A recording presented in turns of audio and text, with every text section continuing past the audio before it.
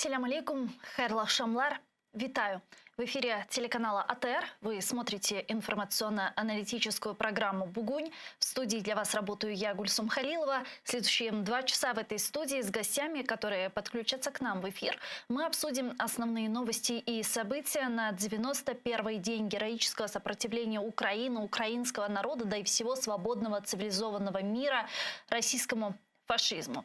Я напомню, что мы работаем в прямом эфире. На экраны ваших телевизоров режиссеры периодически выводят номера телефонов. Вы можете звонить к нам абсолютно бесплатно по Вайберу +3 8067 63 46 130, а также можете присоединяться по скайпу atr.tv. Это наш адрес. Звоните, задавайте ваши вопросы. Нам важен ваш голос. И не забывайте подписываться на наш YouTube-канал. Там мы вещаем как в онлайн-режиме, так и выкладываем самые интересные фрагменты из наших эфиров, выкладываем практически все наши программы в записи. Поддержать Первый крымско-татарский вы можете просто поставив лайк под нашими программами. Это поможет нам продвигать наш YouTube-канал. Таким образом, все больше и больше людей смогут увидеть наши программы и новости, которые непосредственно касаются временно оккупированного полуострова Крым. Я ж рада представити гості, який присоединяється к нашому ефіру. Це Олександр Коваленко, військовий експерт, політичний оглядач. Пане Олександре, вітаємо вас. Селям алейкум. Добрый день. Пане Олександре, вы находитесь в Одессе. Какие у вас последние новости? Какая ситуация на Одещине? Что ж, да, я нахожусь в Одессе. Ситуация следующая. Достаточно высокая угроза осуществления ракетных обстрелов по территории Одессы, Одесской области. Это обусловлено не только постоянным присутствием в Черном море кораблей, которые снаряжены крылатыми ракетами «Калибр», и которые на самом деле российские оккупанты на сегодняшний день стараются не применять массово, поскольку это достаточно дефицитное для них стало уже оружие.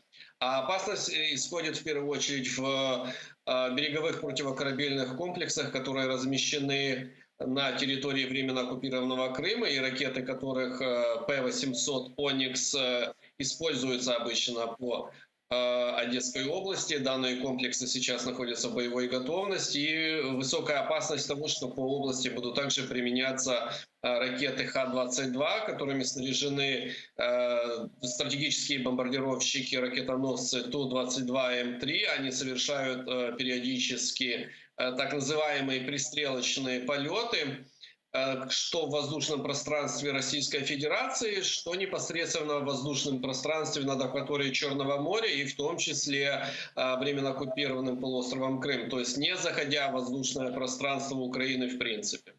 Сегодня Главное управление разведки Министерства обороны Украины сообщило о том, что Россия на 60% уже использовала свое высокоточное оружие. Что это означает и насколько еще остальных 40% может хватить?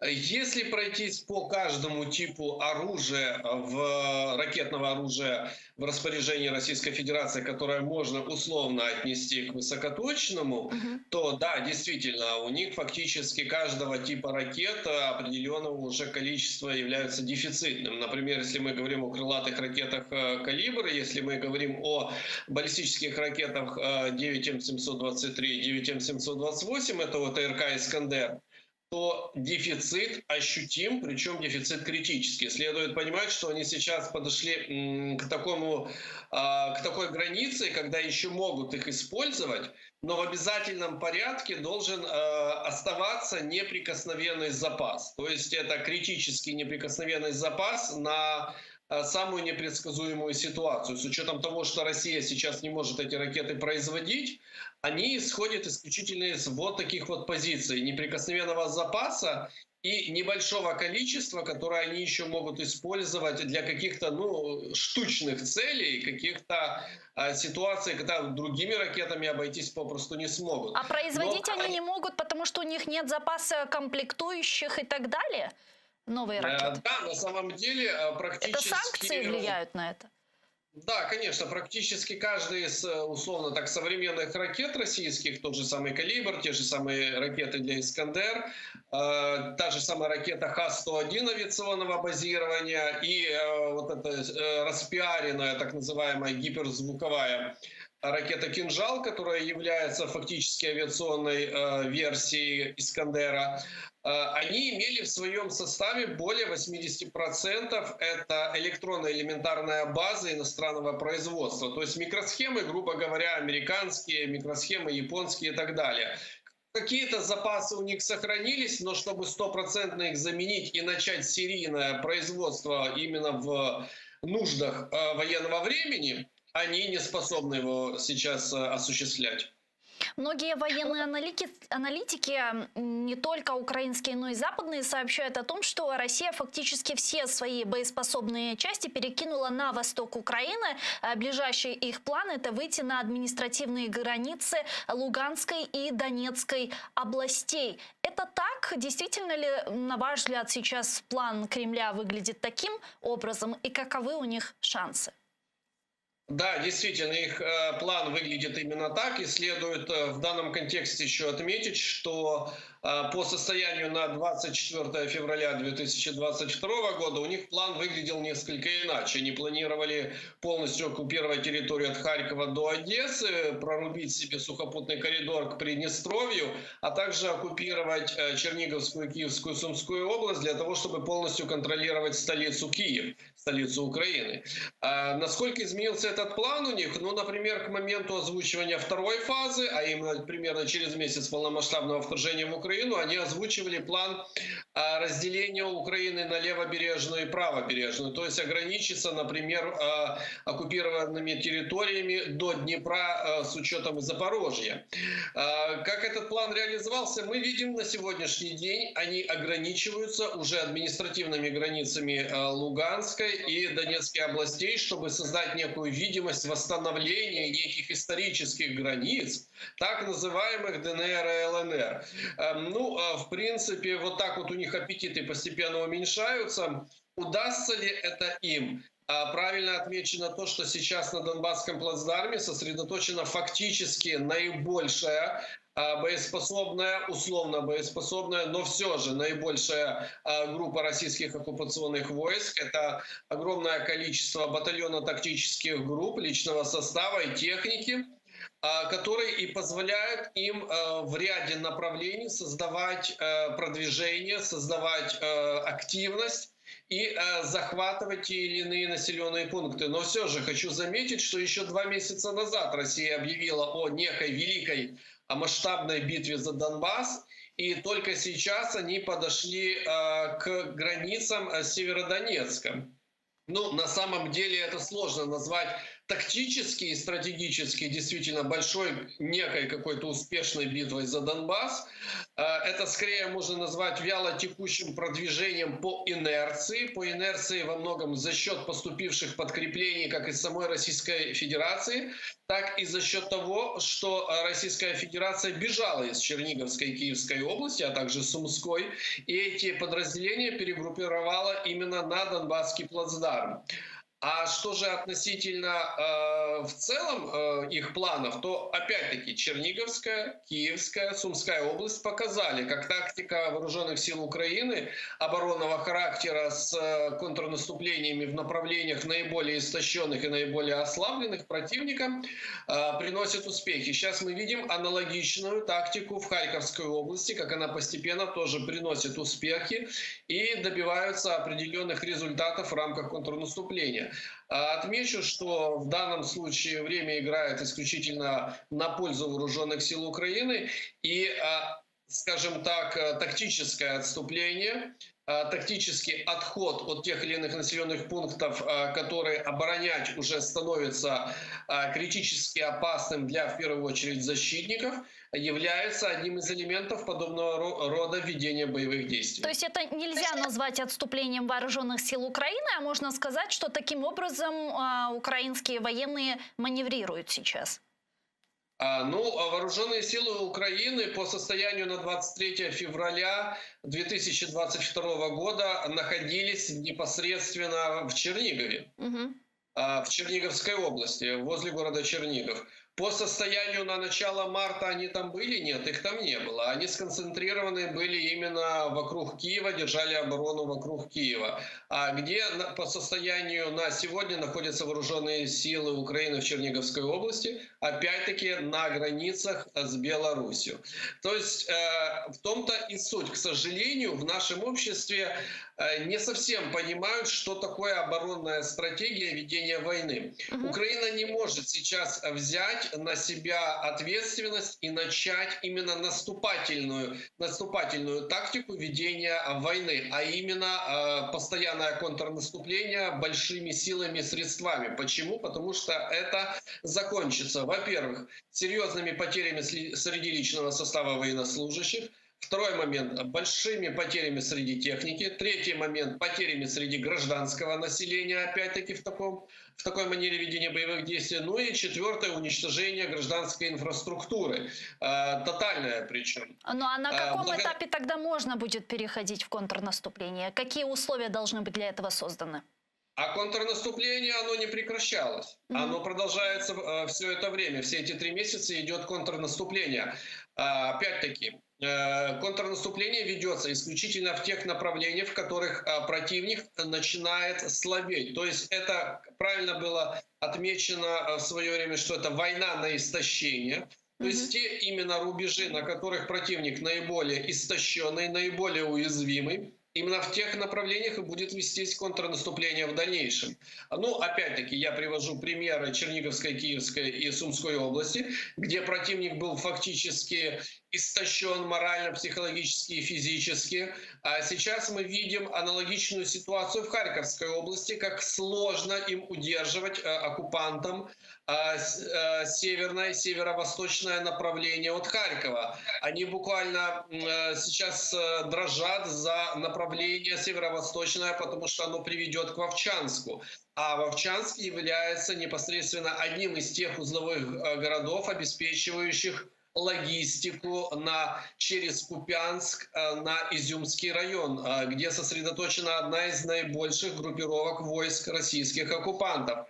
Если произойдет, скажем так, деоккупация Вовчанска, если произойдет контрнаступление в направлении Купянска, то в таком случае вот эта колоссальная группа войск окажется без логистического снабжения. И по сути не исключено, что даже и в окружении. То есть все достаточно по картам видно, насколько оно представляет угрозу сейчас для российских оккупантов. Вопрос лишь во времени реализации. Но в данном случае гнать лошадей сейчас вообще не позволительно. Ну а если мы говорим про Херсонскую область, мы видим, как российские оккупанты пытаются там укрепляться, стягивают еще больше военной техники на новооккупированную территорию. И более того, готовятся к инкорпорации этой территории в состав России. Вы знаете, что сегодня Владимир Путин подписал указ об упрощенном приеме в гражданство России жителей оккупированных районов Херсонской и Запорожской областей. Что по этой территории?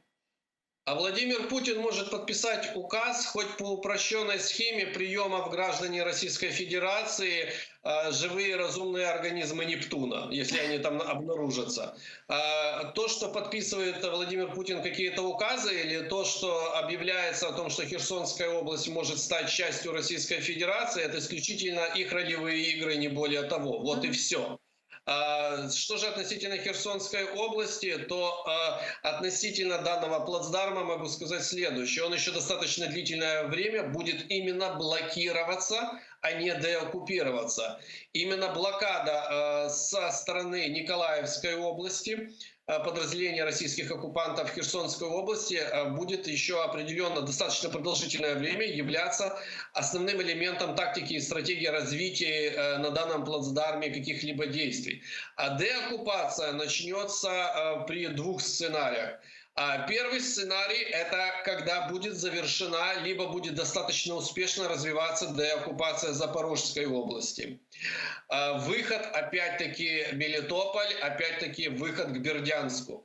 А второй сценарий – уже совершенно непредсказуемые события, которые вынудят вооруженные силы Украины идти в контрнаступление на Херсон, опять-таки, деоккупация Херсонской области через Снегуревку, обрезание основных логистических сообщений, опять-таки, на Новую Каховку, на Каховку, и выход к границам Херсона, ну, опять-таки, вспоминаем Чернобаевку, с созданием серьезной угрозы для российской оккупационной группировки непосредственно в самом городе Херсон. И в данном случае то, что они окапываются, это не столько им поможет. В случае, если будет применяться достаточно современное высокоточное оружие, это уже исключительно субъективные издержки советской стратегии ведения оборонных действий. И в целом, если начнется именно по такому сценарию контрнаступательные действия, то единственным выходом оккупантов будет не столько держать оборону, сколько действительно бежать из Херсона и Херсонской области. Вот ряд военных экспертов говорят о том, что битва за Херсон будет очень жесткой, так как оккупанты понимают, что освобождение Херсона, деоккупация Херсона – это ключ к Крыму, к освобождению Крыма от российских оккупантов. Это так? Как вы это видите? Смотря какой будет использован сценарий. Если мы говорим о, во-первых, сценарии, когда будет полностью деоккупирована Харьковская область и перерезаны логистические пути на Донбасский плацдарм для российских оккупационных подразделений, когда будет деоккупирована Запорожская область, то есть де-факто разрезано сообщение, сухопутное сообщение между временно оккупированной Херсонской областью и временно оккупированными Донецкой и Луганскими областями, в таком случае у них жесткая борьба за Херсон и Херсонскую область, но никак не получится. Они окажутся в окружении, если не воспользуются возможностью сухопутного выхода на территорию временно оккупированного Крыма.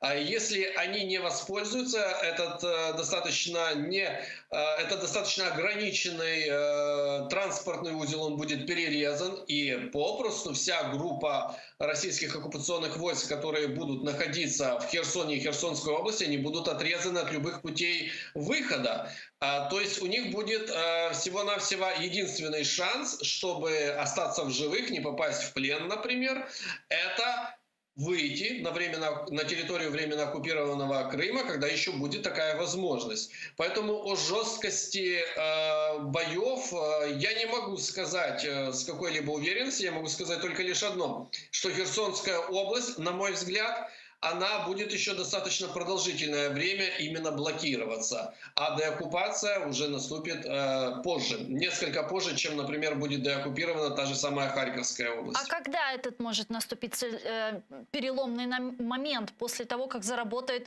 ленд-лиз и Украина получит нужное ей наступательное вооружение?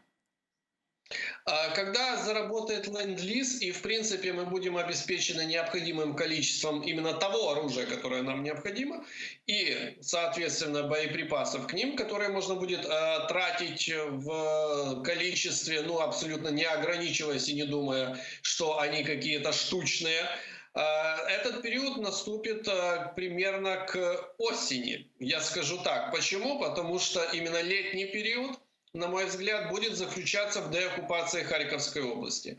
В перерезании основных логистических артерий, в освобождении именно тех населенных пунктов, которые являются логистическими узлами. После создания соответствующих условий для блокирования российских подразделений в Луганской и Донецкой областей, в том числе и при, опять-таки, деоккупации Запорожской области, хотя бы частично, можно уже говорить о начале деоккупации Херсонской области. Но по времени это будет не раньше осени. Ну и забегая вперед, вот сейчас очень активно обсуждается такой тезис, что, вернувшись к позициям 23 февраля 2022 года, мы можем начать переговорный процесс с Россией по Крыму и по Донбассу. Что вы думаете по этому поводу? Насколько такой сценарий приемлем? Я считаю, что этот сценарий абсолютно приемлем, если эти переговоры будут вестись по следующим условиям. Вы выводите свои подразделения с временно оккупированной Луганской и Донецкой областей, а также вы выводите свои подразделения с временно оккупированного Крыма, воспользовавшись такой логистической артерией, как Керченский мост. Если вы этого не сделаете, то, в принципе, в таком случае начинается, во-первых, операция по деоккупации Луганской и Донецких областей, и она будет иметь успех с учетом той тактики и стратегии, которую придерживаются вооруженные силы Украины, а также того преимущества, которое мы получаем после того, как технически и технологически будем по своим вооружениям превосходить потенциал российских оккупационных сил.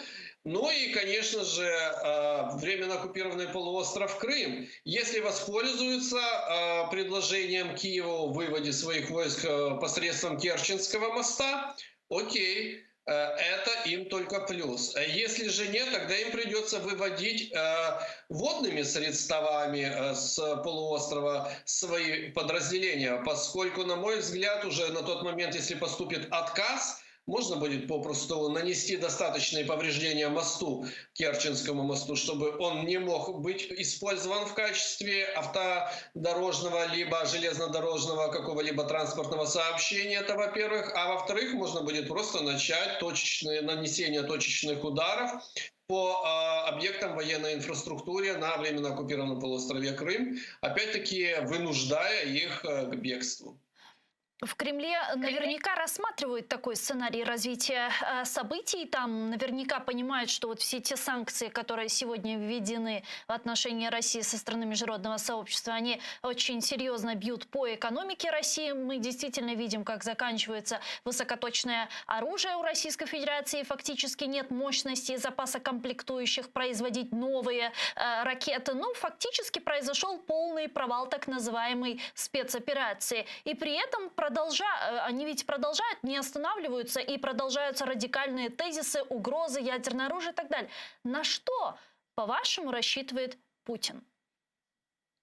На сегодняшний день сложно как-либо оценивать поведение Владимира Путина и на что он рассчитывает, поскольку человек явно руководствуется некими неадекватными, лично для него, наверное, кажущимися вполне логичными и рациональными целями и основаниями для того, чтобы совершать те поступки, которые он совершает. Ну, хотя бы если начать говорить о том, что он развернул полномасштабное вторжение в Украину 24 февраля, исходя хотя бы просто из возможностей российской армии на тот момент у границ с Украиной, но это крайняя переоценка возможностей российской армии и просто откровенно преступная и глупейшая недооценка вооруженных сил Украины. Но они вот за это уже поплатились. А в целом же, какое дальнейшее развитие ситуации? Я думаю, что там прекрасно понимают, что в принципе даже то, что сейчас развивается на Донбасском плацдарме, некая активность и операция с продвижением российских подразделений, это явление временно, и оно не принесет им результата. И весь этот пропагандистский шум о вступлении Херсонской области в состав Российской Федерации, о введении рубля в Херсонской и Запорожской области по сумасшедшему курсу 1 к 2 и так далее, это все лишь пропагандистская мишура. А суть такова: контрнаступление не остановится вооруженных сил Украины, деоккупация продолжится. Что делать дальше? К концу этого года они окажутся в очень непростой ситуации, что им необходимо будет скармливать своему потребителю информационного фастфуда очередную порцию оправданий. Почему они, например, добровольно, скажем так, ушли из Херсонской области или по доброй воле оставили Запорожскую область? Почему их уже больше нет на 50% территории Луганской области и так далее. Я думаю, сейчас идет выработка именно того сценария, по которому они будут бежать из Украины. Выработка сценария с учетом, начиная от того, что кто виноват в том, что произошло, кого видеть, кого, грубо говоря, расстрелять нужно за все это дело, а кого обвинить, и причины, которые будут объяснять российскому потребителю вот этого информационного фастфуда, ну, например, нехваткой действительно современного какого-то вооружения в вооруженных силах Российской Федерации, поэтому затяните пояса потуже, вас налоги будут отбирать для бюджета силовых структур еще больше. А кто виноват? Ну, мне кажется, что в первую очередь будет подготавливаться почва для того, чтобы российская пропаганда начала скармливать российским гражданам то, что во всем виноваты на самом деле так называемые ДНР и ЛНР, которые и втянули Российскую Федерацию своими просьбами о помощи в эту войну не просто против Украины, а против всего мира, против НАТО в первую очередь. Вот такая концепция шизофреническая, видимо, будет использована для того, чтобы оправдать эти все фиаско и провалы, но для того, чтобы ее сформировать и подготовить почву для ее скармливания населению Российской Федерации, для этого тоже нужно время. И это время они покупают в первую очередь жизнями своих военнослужащих. Ну да, вчера уже министр обороны России Сергей Шойгу, наверняка вы видели его заявление, он сказал, что мы намеренно замедляем темпы наступления, чтобы якобы таким образом предотвратить смерти мирного населения и дать возможность им эвакуироваться. Уже, видимо, озвучиваются тезисы, ориентированные на их население. Дякую вам дуже, пане Олександре. Чохсагу нас, що нашли время і підключились к нам в ефір. Слава Україні! Героям слава! Олександр Коваленко був з нами на прямому зв'язку. Військовий та політичний оглядач. А тем временем у президента Украины Владимира Зеленского указали красную линию, за которую Украина не выйдет в войне. В офисе президента отмечают, что сдачу врагу украинских территорий, граждан или суверенитета невозможны. В частности, точно не будет никакого Минск-3. Об этом сообщил советник руководителя офиса президента Михаил Подоляк.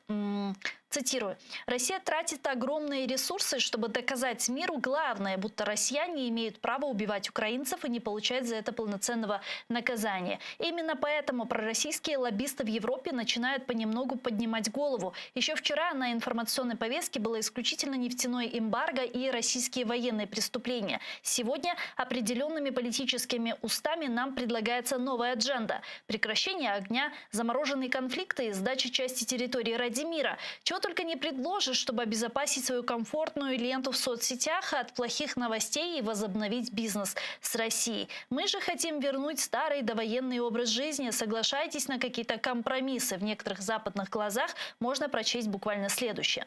Так вот, чтобы не было двусмысленности, Украина не будет участвовать в этом обсуждении. Мы не торгуем своими гражданами, территориями или суверенитетом. Это четкая красная линия. Украинское общество заплатило страшную цену и не позволит никому сделать даже шаг в этом направлении ни одной власти, ни одной стране. Любой намек на это со стороны любого партнера будет получать принципиальную реакцию. Не может быть и речи о замораживании конфликта. Конец цитаты. С нами сейчас на прямой связи пан Валерій Димов, директор Центру суспільно-інформаційних технологій «Форум». Пане Валерію, вітаємо вас. Селям алейкум.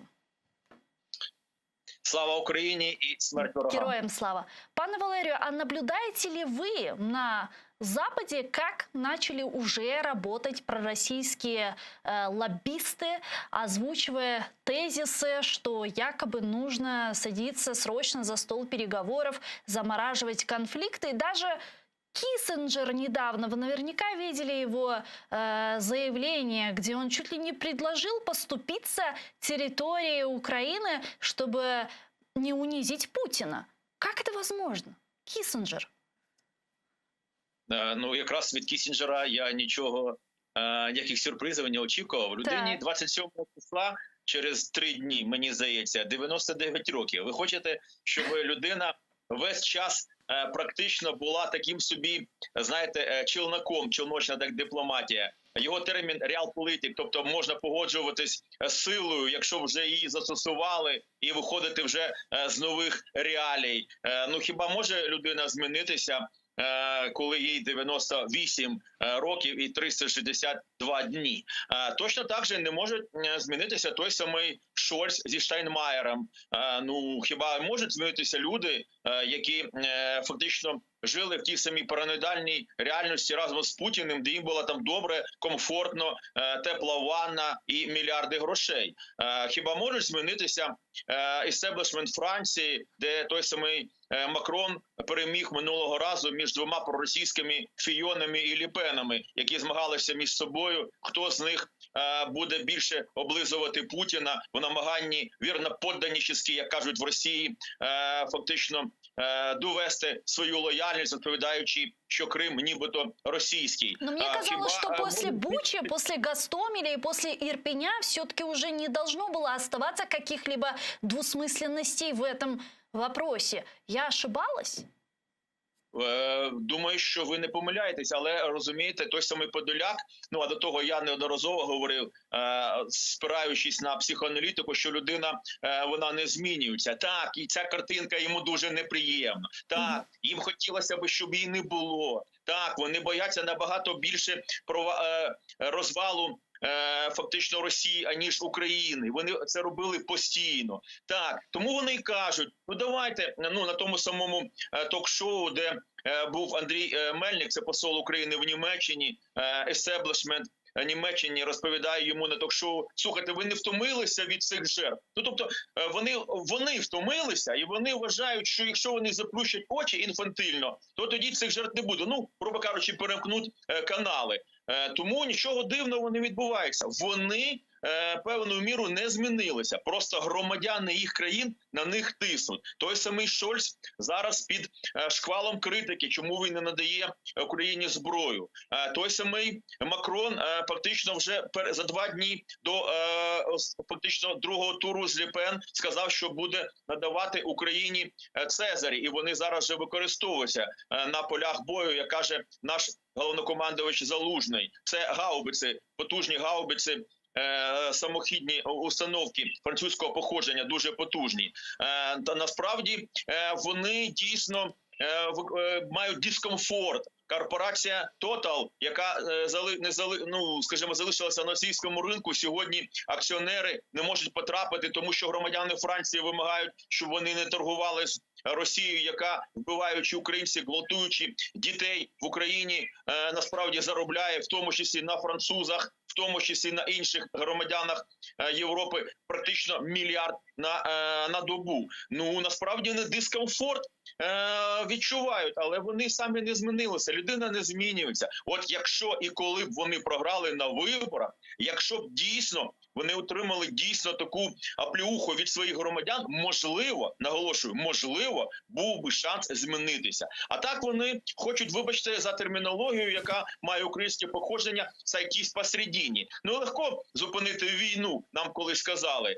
Умови цієї сторони, умови наші, і десь посередині ми можемо зупинитися. Ну, хіба це, скажімо так, не може використовуватись прем'єром Італії Драгі, канцлером Німеччини Шольцем? Мало того, так існує, знаєте, є такий термін російською мовою «самозбиваючіся пророчества». Тобто такі пророцтва, які відбуваються нібито саме по собі. Тобто, грубо кажучи, німці затягують надання Україні зброї, українці, які кажуть, що треба примусити все ж таки якось замовлятися з Росією, але не нами, не німцями, а українцями. Українці, ну скажімо так, зараз дуже складно нам без зброї, якщо ми маємо перевагу російської вогневої міці 20-1 під Северодонецьком, Лисичанськом, в районі Бахмута, за Авдіївкою і таке інше. Вони нам не надають цієї зброї, а потім кажуть, бачите, ну українці самі погодилися на мир. Ми ж їх не примушували, ми просто не давали їм зброї, ніби знаючи, що вони все одно будуть домовлятися про мир. Ну і відповідно той самий пан Подоляк нарешті сказав, що в Україні існують червоні лінії. Пам'ятаєте термін «червоні лінії» звідки пішов. Коли домовлялися з Путіним на Мінські 2, то ми виходили на вулиці, нам казали ні з акціями, ні капітуляції, нам влада казала, що це червонолінійщики. Так от, той самий Подоляк на переговорах в Стамбулі говорив про те, що фактично нашою перемогою буде відведення 20 фактично росіян на лінію 23-го, станом 23 лютого. Той самий Арахамія говорив про те, що ми маємо домовлятися про гарантії, в тому числі з боку Росії. Подоляк не сказав слово Росії, але він сказав слово центрів, фактично членів Радбезу ООН, але там є Росія. Практично це хіба не було вже тією червоною лінією, яку вони тоді переходили, яку на сьогоднішній день вони вже вважають як таку, що не можна переходити. І знаєте чому? Тому що 92% громадян України за останніми опитуваннями кажуть про те, що жоден мир з Росією ціною суверенітету ціною поступками територій, і ціною певною мірою якихось так домовленостей з Путіним на його умовах, ну и так далее, фактично є неприйнятними. Ну, действительно, вот сейчас риторика очень изменилась, можно сказать, вот с последних стамбульских переговоров, потому что вот эти 15 лет по Крыму, они полностью канули в лету, эта теза, и сейчас президент Украины Владимир Зеленский в каждом своем интервью говорит о том, что Украина будет идти до победного конца, и Крым будет деоккупирован. И а вот недавно японскому изданию он вовсе сказал, что российские оккупанты сами будут вынуждены уйти с Крыма. Я саме про це і говорив.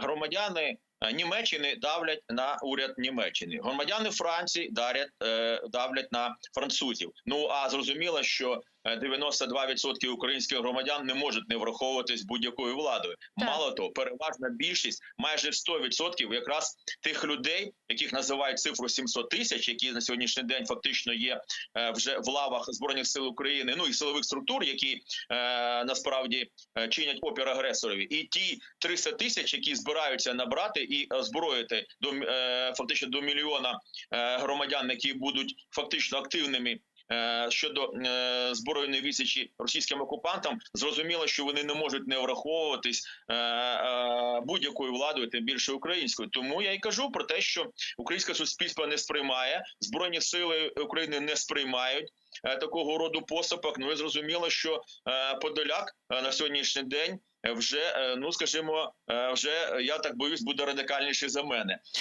Тому, хоча це неможливо. Тому думаю, що насправді ми не сприймаємо такого роду речі, тим більше, що це подає дуже поганий сигнал нашим партнерам. Я вже сказав, як це працює, коли нам не хочуть надавати зброю, тому що вони живуть в спільній з Путіним теплій ванні реальності за гроші практично Газпрому, там Роснефті, фактично російські гроші вони продали інтереси і цінності Європи, на які ґрунтуються фактично навіть сучасна цивілізація, я би навіть сказав, Європа в великому аспекті цього слова ойкумена, всесвіт, цивілізація ґрунтується, не дивлячись на різність культурних, скажімо так, унікальних речей, все ж таки це цивілізація. Росія антицивілізація, антикультура, антилюди.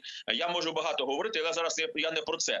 Так от, коли наша влада в Стамбулі домовлялася, то насправді це було не прагматично з точки зору навіть українських інтересів, тому що ті самі п'ята колона, їх можна як завгодно називати, проросійські сили, лідери, так звані лідери, бо лідери мають вести за собою людей, а не йти вперед за плугом з головою обернутою назад. Це сучасних цивілізаційних, фактично, демократичних країн, вони це використали заради своїх інтересів. Вони сказали, ну Україна ж домовляється. Я дуже добре пам'ятаю тоді статті також New York Times, Bloomberg, вони казали, ну навіщо дійсно надавати Україні зброю, якщо вона домовляється з Путіним, ну практично, давайте так говорити, на Путін, ну на компромісних умовах. Тому нам тоді і певною мірою загальмували цю зброю. А коли наша влада сказала, що світ побачив, ми побачили в Бучі, в Гостомелі, в Бородянці, в Макарові те, що робила робили російські окупанти, ми тепер не можемо з ними домовлятися. Ну, пробачте, але я думаю, що ті кадри, які ми бачили на BBC, ті кадри, які знімали безпілотники і супутники до того, як Україна звільнила ці території з трупами на вулицях Бучі і Ірпіня. Ми ж це бачили і до того в мережах. Значить, певною мірою не так те, що побачили, як те, що здійснили насправді російські окупанти, воно було вже таким, що не сприймало українське суспільство, і поки на той момент закривала українська влада. Тому тут питання в тому, що російські окупанти, вони фактично зробили таку річ, як, знаєте, хто не з нами, той проти нас. Той, хто на сьогоднішній день не допомагає Україні, він так чи інакше, він допомагає Росії, антицивілізації. Тут не можна вмити руки, тут не можна зайнятися посередині, тут не можна зійтися посередині. Ну, я міг би там цитувати Данте, знаєте, про те, що насправді люди або ті, хто намагалися певну міру зберегти нейтралітет, їм готовані самі темні фактично куточки пекла. Тому що в таких ситуаціях або ти на боці цивілізації, або ти так чи інакше мотивуєш агресора. Тут третього не дано. И, пане Валерию, а как вы думаете, вот когда Украина вернется к позициям 23 февраля 2022 года, вот дальше наши партнеры поддержат? Я имею в виду Европейский Союз, который до сих пор не может понять и принять 6-й пакет санкций в отношении России. Ну, разве что Британия, Соединенные Штаты Америки, Польша, страны Балтии говорят о том, что будут помогать нам до победного конца. Но где этот конец? Ну, ви ставите таке запитання, яке виходить за межі нашої передачі. Я давно пропоную створити якусь платформу, в якій ми мали б обговорювати, що буде після війни, що буде після перемоги, що вважати перемогою. Ми маємо подавати У вас 3 минутки, пане Валерію. Я розумію.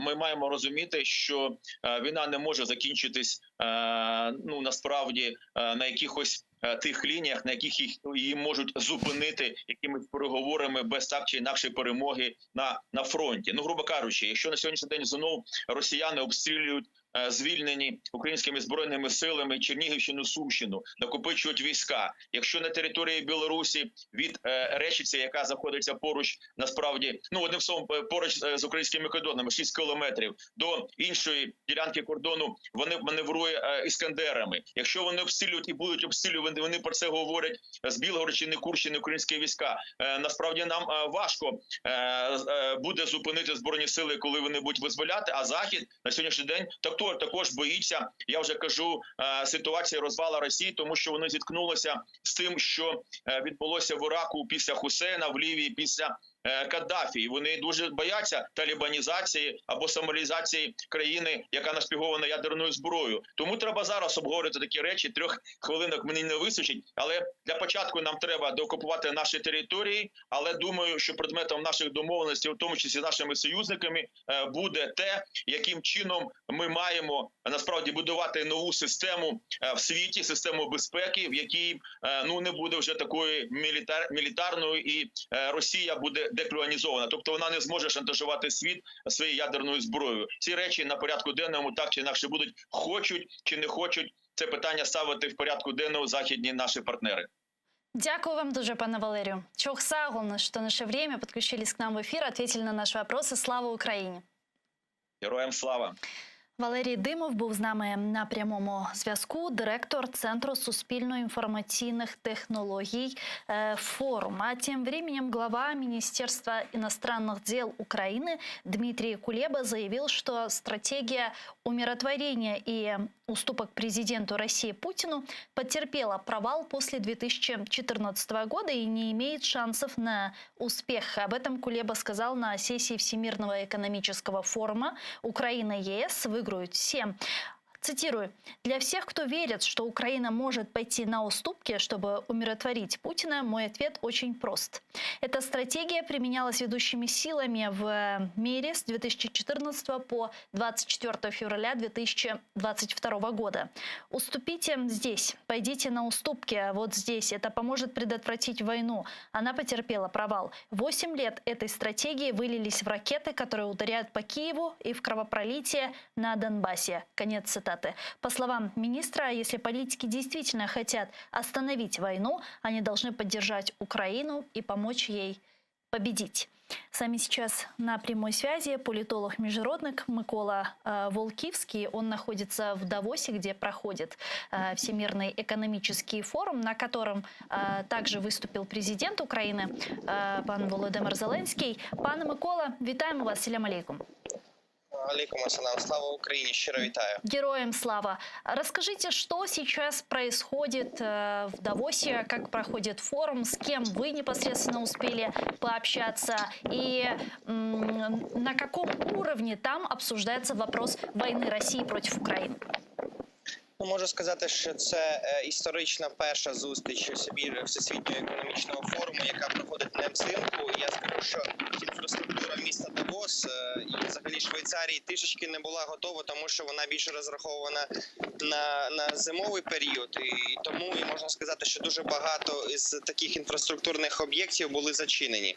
Що стосується України, то дуже багато тем розглядалося, і кожного дня звучала тема України, і не тільки в рамках Українського дому, українського буде Ukrainian House, який також був і запустив 22 числа перший раз свої офіційні ці заходи, і де брало участь дуже багато відомих українців, і зокрема і волонтерів, і інше. Можу сказати, що під час Давосу Володимир Олександрович Зеленський тричі мав свій спіч під час відкриття самого форуму на офіційній панелі, потім під час української панелі в Українському домі, ну і сьогоднішній український сніданок, який є традиційний для World Economic Forum, який проходив сьогодні о 7:30 ранку, почався з високопосадовцями. Також Володимир Зеленський відповідав на питання, які стосувалися України. Щодо того свого особистого спілкування, то мав нагоду поспілкуватися із Джоном Хербстом, і з Куртом Волкером, подякувати за їх допомогу, що вони постійно підтримують Україну не тільки на рівні там якоїсь допомоги, а на рівні think-танків, постійно пишуть, постійно виступають з темою підтримки України і боротьби з Російською Федерацією в війні. Ну і хочу сказати, що побачимо, як буде далі. Можу сказати, що вже на даний момент офіційна така частина закінчена. Зрозуміло, що ще завтра більш такий неофіційний день форуму продовжується. Дуже багато зустрів українських депутатів. Багато з них не були акредитовані на захід, тому що ми знаємо, що організатори цього року дали лише 5 акредитацій для українських депутатів на форум. І дуже багато просто приїхало в Давос, можу сказати, щоб просто бути тут на Давосі і неофіційно поспілкуватися з тими чи іншими політиками. Велику підтримку пан Анджей Дуда також надав Україні.